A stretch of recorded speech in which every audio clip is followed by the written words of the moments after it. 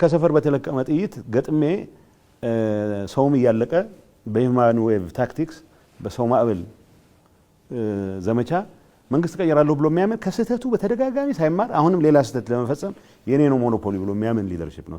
ይሄ ህግ የምትለው ህግ አንደኛ እንደዚህ አይነት ህግ የማውጣት ስልጣን የለውም ሲጀመር ካሰብከው።